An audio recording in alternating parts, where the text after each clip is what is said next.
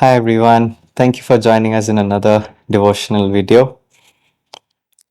So today we are going to read a few portions from Joshua chapter 2 and chapter 4. Before that, I'll tell you my experience, right? So my dad used to tell me a lot of bedtime stories, right? He used to tell me stories of the creation.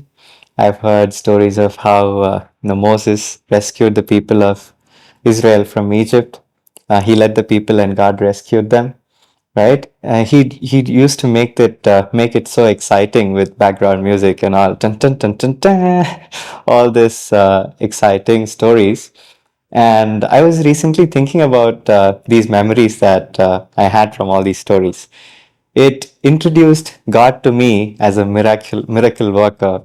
It introduced God to me as a creator of this beautiful world, right, from a very young age. And that actually laid the foundation for me later meeting Jesus in my life. And that, changed my life. And it's a different story now. But all these stories, really added up and they made a great difference in my life, right? And we have such examples that we see from Joshua chapter 2, where the spies go to the house of Rahab, a Gentile woman who had a bad past. But she says in verse 10, chapter 2, verse 10, she tells them, "For we have heard how the Lord dried up the water of the Red Sea before you when you came out of Egypt, and what you did to the two kings of the Amorites who were beyond the Jordan, onto Sihon and Og, whom you utterly destroyed. When we heard it, our hearts melted, and no courage remained in any man any longer because of you.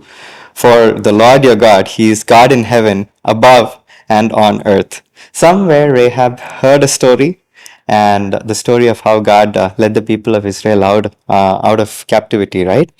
So she heard this story and all the things that happened afterwards, and she told how it introduced God to her. She says, "For the Lord your God, He is God in heaven, above and on earth." Right? That's how she got introduced to God, right?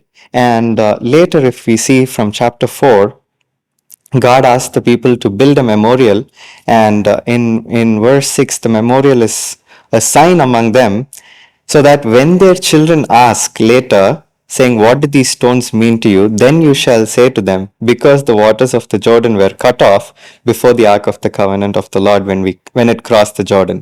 The waters of the Jordan were cut off, right? So it was a miracle that God wanted to, tell generations, right? So all these stories introduced God to the people and the children and their children, right? So that's one takeaway for us, right?